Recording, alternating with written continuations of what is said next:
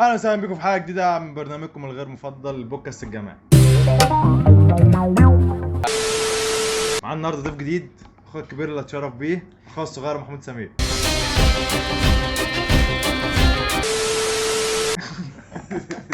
سقف يا ابني، سقف يا ابني. كنت معدي كده في الشقه، قابلته قلت له راح اصور مع العيال، تعالى معايا، قال لي يلا. فجبناه تحت يا عم انت اهدى. يا عم صفر الراجل. فجبناه تحت الاكراه ان هو يصور، ما كانش عايز، بس الحمد لله ان ربنا وفقنا. صبح على الرجاله. خلص قول. صباح الخير يا شباب. الله اعطل صباح الخير، سمعتها والله. النهارده هنتكلم عن قصه، ولا اي قصه، هي مش قصه اصلا. هنتكلم عن هنتكلم عن ايه؟ نجاح اي الذكاء. غريب عليك. هنتكلم النهارده على الذكاء. فضلت اقول لهم يا جدعان الموضوع ده مش ما يجيش معايا قوي، بس هم اصروا. فنتكلم عن الذكاء. هل الذكاء فعلا هبه ولا موهبه؟ يعني الذكاء ده انت بتتولد بيه؟ سالت السؤال مش هو اه ايوه يعني الذكاء ده انت بتتولد بيه ولا ده شيء مكتسب انت بتكتسبه مع العالم والخبرات وكده؟ هو طبعا الاثنين يعني، بس قول لنا مين فيهم اكتر. يعني هو شايف ان في نوعين فعلا من الذكاء، ذكاء فطري او انت بتتولد بيه، او خلينا ما نقولش موهبه عندك في حاجه معينه، ماشي، دي من نوع من انواع الذكاء برضه. وذكاء مكتسب ان انت ممكن تطور نفسك في حاجه معينه بحيث انك تبقى توب في الحاجه دي، فتصنف انك ذكي. بس ايه رايك في الموضوع ده؟ المخ عضلة زي اي عضلة في الجسم، فهو بيتطور. بتديله حاجة جديد على حوار ان المخ عضله ده. عضلة بجد. يعني كانوا فاكرين قبل ما يشرحوا مخ اينشتاين ان هي الحاجات الوصلات العصبية دي انت بتتولد بيها، بس لما لقوا مخ كبير في الحجم ومش المهم، يعني اكتشفوا بعد ذلك ان انت تقدر المخ ده لما ما تستخدموش هينكمش والوصلات العصبيه دي تبعد عن بعض او هتقل، ولما تدربه وتذاكر اكتر وتعمل اكتر هتلاقي نفسك ايه. عشان كده بتلاقي ناس في ذكيه في الحياه الاجتماعيه، بس مش اذكياء في الدراسه، والعكس مش بتبقى ثابته. يعني عشان كده هي بالتمرس يعني. شوف حوار العضله ده. موضوع العضله ده بره عني، بس برضه وجهه نظري يعني زي ما كلاني قال كده، ان هو جزء بيبقى يعني بتتولد بيه، وجزء بتطوره مع نفسك. الجزء اللي بتطوره مع نفسك ده اي حد يقدر يطوره ويوصل اللي هو لاعلى ليفل فيه، لكن الجزء اللي هو بتاع الذكاء الفطري ده يعني ده ما بيتطورش. خلاص انت اتولدت غبي، يعني خلاص ربنا عايز كده، ربنا يعوض عليك. لكن الذكاء اللي بتكتسبه ده بيبقى فعلا تقدر تكتسبه وتقدر توصل فيه لأعلى حاجة. يعني انت بتقول ان لازم يكون عندك اساس تبني عليه. لا مش لازم يكون عندي اساس ابني عليه، بس يعني الذكاء اللي هو الفطري ده ما ينفعش يتطور. يعني انت لو مولود غبي، مش الذكاء الفطري ده مش هتعرف تكتسبه، لكن الذكاء اللي هو المكتسب ده لا عادي تقدر قصدي تكتسبه. يعني احنا لو وتبقى- جبنا أيوة. لو جبنا اتنين، واحد منهم مثلا من عيله ذكيه وواحد من عيله غبيه، عدم المؤاخذه يعني، عادي في ناس وحطينا الاثنين في نفس الظروف وعلمناهم نفس التعليم، واحد منهم هيزدهر عن الثاني اكتر. انا ضد اللي انت قلته ده تمام. الناس فاكره ان انت لما تحط عيله خلاص يبقى العيله دي كلها اذكياء فعلا، فدي جينات. دي مش جينات، هو اتعود ان ابوه ده ذكي، اخوه ده ذكي، فوسط مجتمع ذكي. فوسط مجتمع، فده التمرس اللي الواحد بيقول عليه. ماشي، ما هو ده الذكاء المكتسب مش ذكاء فطري. ما الذكاء الفطري ده مش مقنع. يعني انت مثلا قول لي اثبات ان في ذكاء فطري. عادي من الاطفال الاطفال كلهم زي بعض. لا مش كلهم زي والله يعني في طفل بيبين موهبه مثلا في حل المسائل، مثلا في حفظ الارقام كده، وفي ده طفل ذكاء تاني فطري. بيتكلم قبل التاني يبقى ده اذكى منه. لا انا قصدي ده يعني فصيح عنه. اقول لك على حاجه ده الناس اللي عندها توحد هل هم اذكى ناس؟ مش طب لازم. هل هم بيحلوا المسائل الاول عن الطفل العادي؟ بيتكلموا الاول؟ لا، مفيش. الذكاء الفطري ده مش مثبت اصلا. لا مثبت طبعا. لا مش مثبت والله. لا اكيد طبعا. اخويا عامل بحثين عن الموضوع ده قبل كده.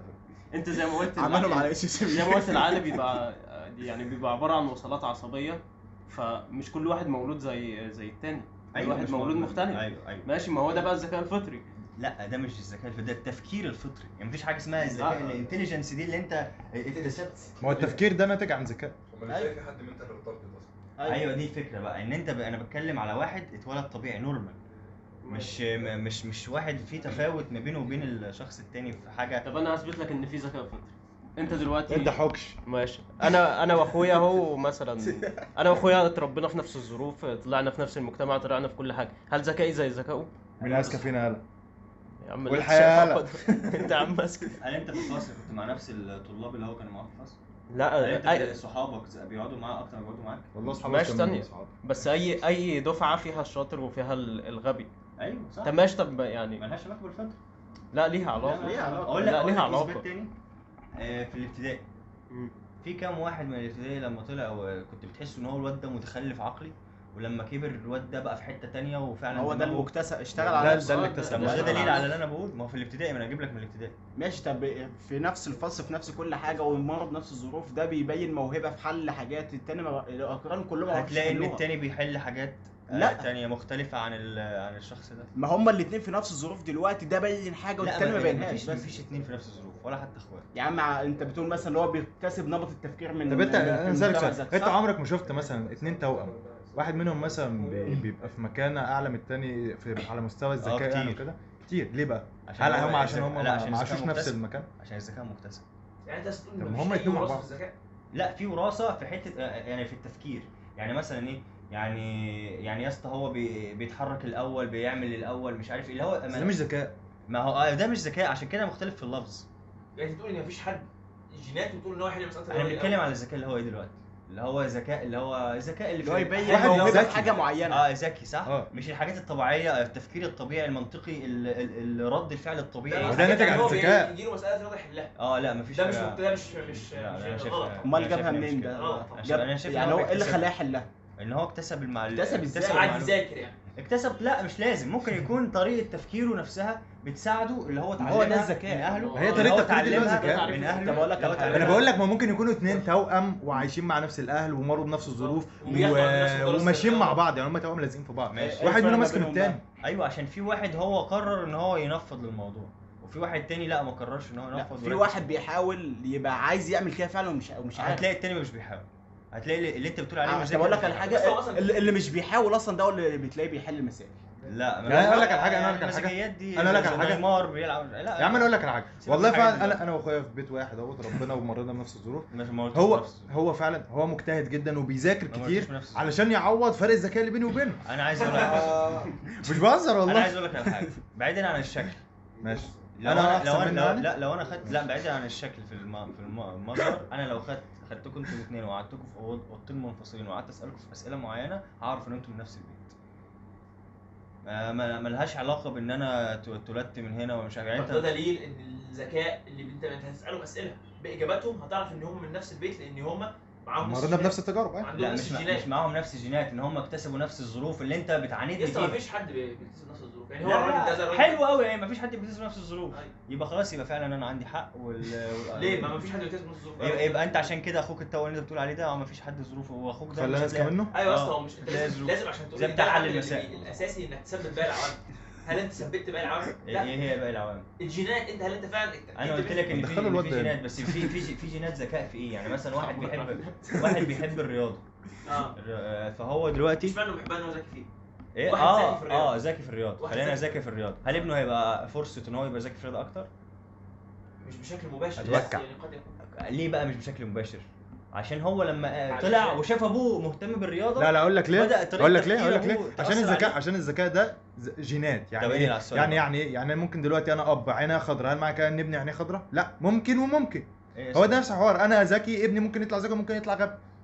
ماشي يعني السؤال بقى. طب انا اقول لك على هنوصل حاجة. لحل انا بس. يا عم انا اعرف حد معين يعني ما شاء الله ذكي جدا جدا جدا، وعنده ابنه مش مهتمين بيه تماما، اللي هو مش بيحاولوا يطوروا ذكائه، وهو ما شاء الله بدون اي حاجه وبدون اي اهتمام طالع ذكي لابوه. يبقى كده في فعلا ذكاء متوارث فطري. لا ازاي؟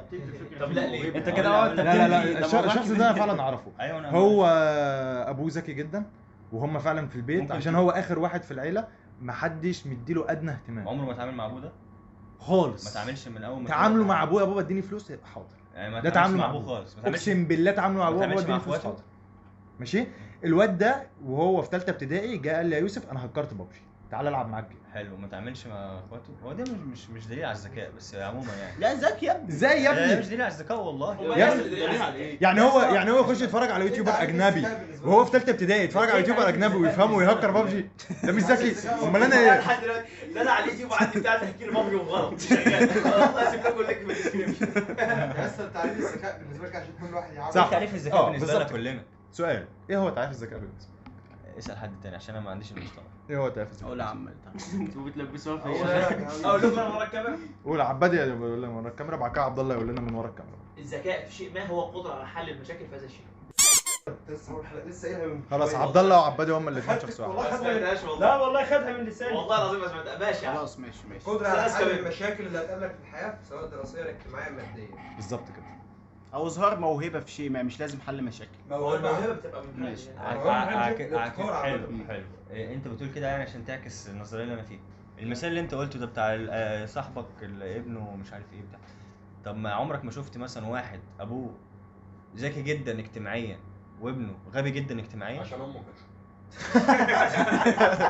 طب انت ليه بقى ما اكتسبش المهارات دي من ابوه طالما انت بتقول بقى الذكاء مكتسب؟ عشان هو ما بيتعاملش ماشي. مع لا أسرة. هقول لك على حاجه، موضوع الذكاء الاجتماعي ده موضوع مختلف تماما. يعني الذكاء الاجتماعي ده لا هقول لك هل الذكاء انت الاجتماعي ده مش ذكاء؟ ماشي ذكاء، بس الذكاء الاجتماعي يعني مثلا ذكاء لو مكتسب. هنقسمه كنت لسه اقول لك مثلا يعني اقول 99% منه ذكاء مكتسب، ملوش علاقه خالص بالذكاء. عشان كده بقى مش هنوصل مفيش لحل حد وسط. بفطرته بيعرف يتعامل اجتماعيا، لا عشان ده كده ذكاء بقول- مكتسب. عشان كده بقول لك مش هنوصل لحل وسط. ايه السؤال التاني؟ يا عم لا حاجه يا عم تفضلني قول ليه؟ حته الذكاء ليها علاقه بالاكتئاب. ماشي.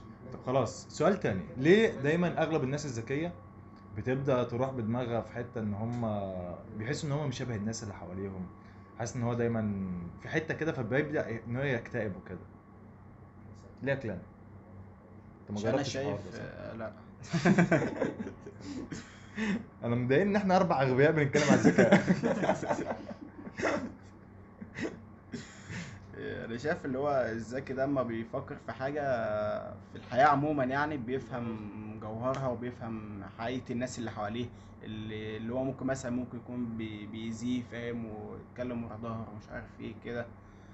هو بيفهم كل الكلام ده حتى لو هو مش مبين بيكون فاهم، وهو بيكونش عنده المقدره اللي هو يقول فاهم. يبدا يفكر في الموضوع كتير. بيبدا يفكر في الموضوع كتير، فمن هنا بيجي الاكتئاب. واي حاجه بيقيس على كده باي حاجه في الدنيا، مثلا قضيه راي عام، مثلا قضيه سياسه، اي حاجه بيكون فاهم هي على ايه فاهم. وغالبيه معظم الناس اللي حواليه مش فاهمين، فهو بيحس اللي هو تقريبا لوحده فاهم حاجه زي كده، فبيبدا بقى يجي الاكتئاب من هنا. طب من وجهه نظرك يا شاشه، ده مش غباء ان هو الشخص الذكي ده بيفضل يفكر في كل حاجه ويديها اهميه كبيره ممكن مع انها ما تكونش حاجه تستاهل ان هو يشغل دماغه بيها؟ يعني شايف ان ده غباء منه؟ تناقض يعني. يعني حركه غبيه من واحد ذكي. ما هو بص، هو انت برضو ممكن تقول ان لولا التفكير الكتير اللي هو بيفكره ده ما كانش زماننا دلوقتي اينشتاين عمل اللي عمله.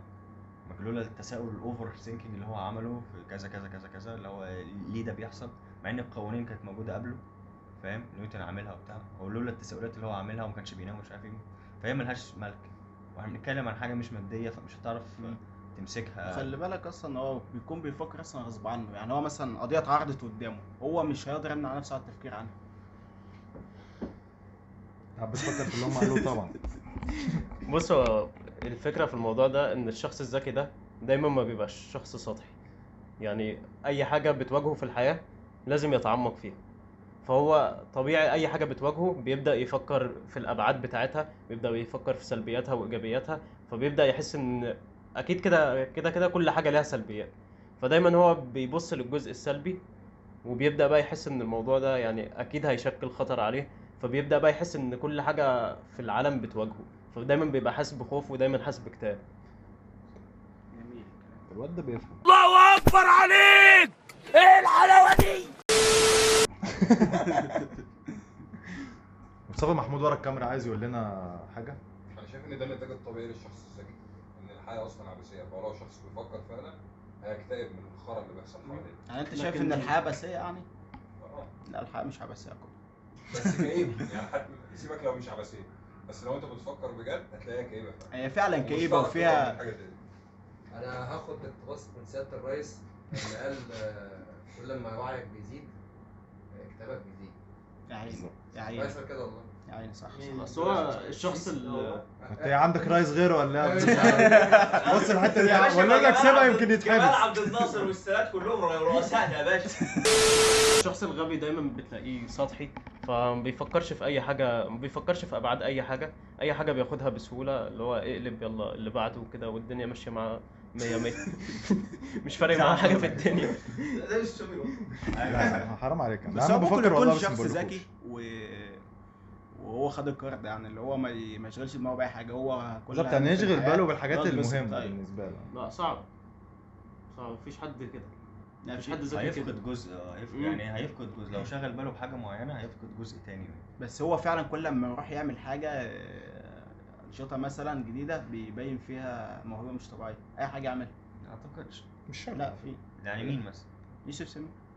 لا انا بتكلم على الناس المشهوره ان هم اذكياء، يعني لو مفيش خلاف ان هم اذكياء هتلاقيه دايما كان فاشل فشخ في حاجه تانية. طب سؤال، هل مثلا لو واحد قدامي ناجح جدا دراسيا في المدرسه مثلا، بيطلع الاول دايما على دفعته وكده، دايما الوسط مثلا بتاع المدرسين واولياء الامور كده يقول لك الواد ده ذكي. مش شرط، ممكن يكون بيذاكر كتير بس مش اكتر من زمايله بكتير. مش شرط يعني يكون ذكي. في ناس اذكياء فعلا لا بتذاكرش كتير وبتجيب من المجموعه اللي عايزها عادي. في ناس ما بتذاكرش خالص واذكياء جدا. اه بس ما هو مش شرط المذاكره يعني. يعني ده لا يعكس عن ذكائه خالص. شايف اصلا ان الطب اصلا بيقلل، والمذاكره الحاجات دي بتقلل مستوى الذكاء. صح؟ انا شايف ان هم كانوا عملوا الطب ده ماده ادبيه. ايوه صح؟ يعني يخش طب من ادبي. القدره على الحفظ نوع من انواع الذكاء برضه. فاهم؟ بتتطور برضه. اه انا انا حاجات قدرة لكن مش ذكاء من وجهه نظري. لا ذكاء عادي، الذكاء مش كلمه واحده او مش تعريف واحد. يعني انت اللي مخلي ماجنس في الشطرنج كده اللي هو بيحفظ. انا فاهمك، بس ده ما يدلش على ذكاء. لو قابلته مش يعني بص، انا قدره الحفظ بالنسبه لي لو واحد ذكي، انا اعرف واحد لو قلت له رقم يعني طب قلت هسألك لك آخر قول لي كده سؤال. رقم تليفونك الفلاني، يقوله لك يسمعه لك بعدها بشهر طب هسألك اخر من سؤال. غير ما احفظه. سألك فده آخر بالنسبه لي سؤال. ذكاء. لكن انت تقعد لا، ما هو وتقول له اصل انا حفظتها، طب ما طبيعي. عشان الفيديو هيفصل وبعد كده اخر سؤال. اسالك اخر سؤال، هل انت مقتنع ان الحفظ بيزود الذكاء؟ لا خالص. لا يا اسطى، اقول لك ليه بيزود الذكاء. لان هو الذكاء يعني مثلا زي مثال ماجنس كارلسن، لولا الحفظ اللي هو حفظه وفهمه واستوعبه وشربه، لما بيلاقي مشكله تانية بيعرف من الحفظ التاني ان هو يستبعد ويعمل ويساوي، فبيلاقي حل للمشكلات. ليه ما تقولش ان كل الناس الاذكياء اللي انت بتشوف ان هم بيحلوا المشاكل زي الكودينج ده مثلا، الهاكرز والكلام ده، مش الكودينج ده عباره عن انا كان زمان يعني بيحفظ اكواد وبيحفظ طريقه وبرنامج ومش عارف ايه ومش عارف ايه عشان يعرف يحل مشكله وعشان يعرف طب ازاي انت طيب ازاي بتكرييتيف، ازاي بتحاول تعمل ما أنا هقول كرييتيف لك حاجه بقى. جديده. ان انت بتشوف مثلا يعني اي جرافيك ديزاينر بيخش على البنترست ويشوف كام ديزاين بيبقى في دماغه الديزاينات دي، فيعتبر حافظها نوع من انواع الحفظ ويعمل حاجه كرياتيفيتي. هتلاقي الحفظ موجود في الذكاء بشكل اساسي مليون في المية. ما انا هقول لك، كل بص حاجة. انا فاهمك حاجه. انا لو واحد ذكي وبحفظ ده هيفيدني وهيخليني اجمد، لكن انا لو واحد مش ذكي وبحفظ بس ده مش دليل ان انا ذكي. يعني انت زي ما بتقول مثلا الكودينج وكده، انا دلوقتي واحد حافظ كود فبقعد اسمعه، لو جاب لي ايرور هقف. لكن لو انا واحد ذكي هكتب الكود وكده، لما يقف مني هعرف ان انا بذكائي ده احل المشكله. لكن انا لو حافظ بس هقعد بقى ادور على حاجه ثانيه احافظها، طب ما عملت ايرور برضه، انا كده خلاص، انا كده بقى دماغي ايرور. عايز اقول معلومه، طب يعني مع كامل احترامي يعني مفيش اي حد بيفهم في الكودينج غبي. يعني هو ما دام اصلا فهم الكودينج عامه فهو ذكي. بالظبط كده، لو فاهم يبقى ذكي. لكن يعني في لو حاجات حافظ كده الكود، ذكاء. فده بالنسبه لي موضوع غباء. تاني يعني شايفكم حد يعرف بتشككوا يحفظ في الكود ذكاء يبقى ماجنس كارلسن، فبيطلعوا برضه من الموضوع ده بره الدنيا خالص. هو اللي بيشكك. ما تدخلوش في مقارنات خالص.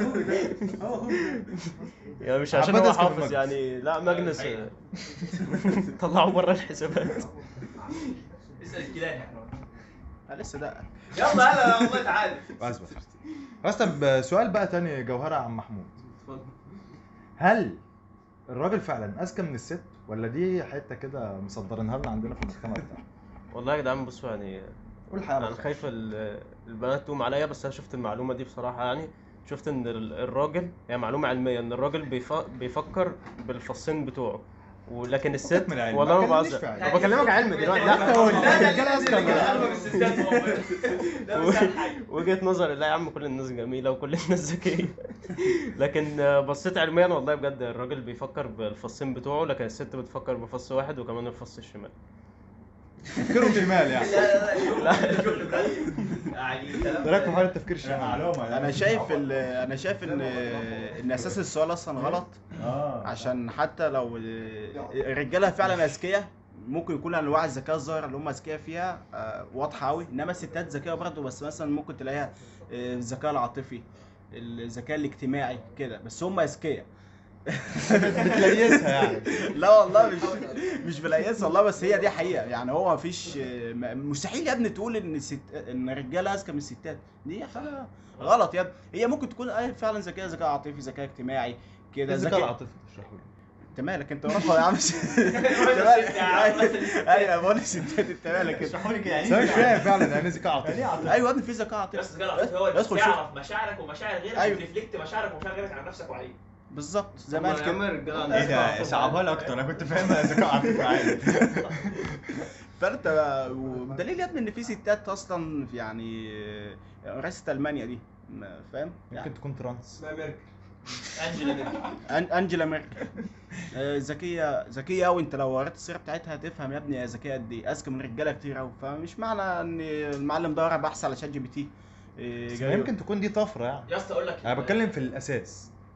يا ابني في الاساس هم اذكياء يا ابني، ما ينفعش تقول ان الرجاله اذكى من الستات.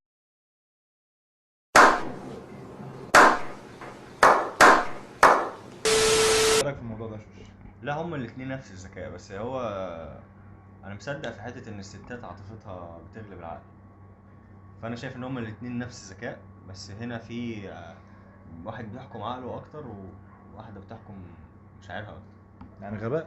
لا مش غباء. يس هو اختلاف هرمونات يعني. اختلاف هرمونات يعني ده عنده استروجين انا عندي ايوه قال لك ده في التفكير والدماغ. ايوه بيأثر على القرارات. عشان التستوستيرون بيكبر عضله العقل اكتر يعني. بيأثر بكام بجد؟ والله العظيم بتكلم بجد برضه. هتلاقي ايوه يعني انا دلوقتي انا دلوقتي عندي مشكله، واحد بيفكر فيها بعقله وواحده بتفكر فيها بعاطفتها، يبقى مين هيحل المشكله احسن؟ ممكن ساعات في مواقف تحتاج القلب والمشاعر، وفي مواقف تانية تحتاج العقل. يا سلام. ايوه حلوه لا مش هيكلموك برضه. خلاص يا عم، انا كده اصلا مش هقطع على اخويا عباد يعني. طب اقول لك بقى اصلا بجد حاجه انا قريتها يعني، هو الستات بتبقى اذكى في اخر الكيرف بتاع الذكاء. يعني انت لو مثلت الذكاء على شكل رسم بياني وعدد والمجتمع، يعني هتلاقي ان الرجاله متوسط الرجاله اذكى من الستات. يعني انت الراجل العشوائي عادي في الشارع مع ست عاديه في الشارع هتلاقيه اذكى يعني. ما ده اللي بتكلم فيه. لا انا ما بتكلمش على أنا شخصيات. آسف، أنا آسف. يعني انت في الراجل النص- هيبقى اذكى. في النص، لا في النص الست هتبقى اذكى. راجل متهزرش عادي يا راجل عم. عادي وست عاديه الست هتبقى اذكى. متهزرش يا لكن عم. على الاكستريم بتاع الكيرف راجل عالم كيمياء وعالمه فيزياء بنسبه 99% عالم بتاع الفيزياء يبقى اذكى بكتير من عالم الفيزياء. طالما راجل ذكي وست ذكيه الراجل هيبقى اذكى. لكن الشخص العادي اللي هو 90% من الناس اللي بنشوفهم في الشارع غالبا الست اذكى. متهزرش ده يا انا عم. شفت كده. بجد والله شفت لسه حاجه علميه يعني. لا والله هو قال لا هو قال يا جماعه معلش. حاجه علميه ابقى اشوفها في الفيديو. ده كيرف عباد لسه عبادي فيمينيست قوي بامانه. ايوه يا عم هنعمل ايه طيب هنعمل انا شايف موضوع الذكاء ده يعني بالنسبه اللي هو الراجل الناس بتشوف ان هو اذكى من الست، لان الراجل دايما يعني بيتعرض لمواقف اكتر من الست، موجود في المجتمع اكتر من الست، فبيتعرض لمواقف اكتر، فبالتالي بيبقى عنده ذكاء في الحياه العمليه يجيله اكتر. ذكاء مكتسب اكتر. فالناس عشان كده بتعتبر ان الراجل ممكن اذكى. لكن كذكاء في العموم لا عادي، ممكن ست تبقى نفس ذكاء الراجل عادي جدا. ولو ست نزلت اتعاملت مع نفس الحاجات اللي انا معاها هتبقى نفس الذكاء، اصل هو نفس كل حاجه. انت عارف ايه انا متفق مع اخويا. انت عارف ايه اكتر حاجه تزود الذكاء؟ إيه؟ بس هي غريبه شويه. الافلام. كنت شفت دراسه على سكرين ميكس اللي هي الصفحه اللي على قناه ميكس بتاعت الافلام. والله قالت بجد؟ قالت ان نسبه الذكاء للناس اللي بتتفرج على افلام اعلى من نسبه الذكاء يا للناس. ابني ده اعلان علشان ايوه ده غباء منك انت صدقت. انا جاي الحلقه فما خليك تعمل لهم اعلان دلوقتي.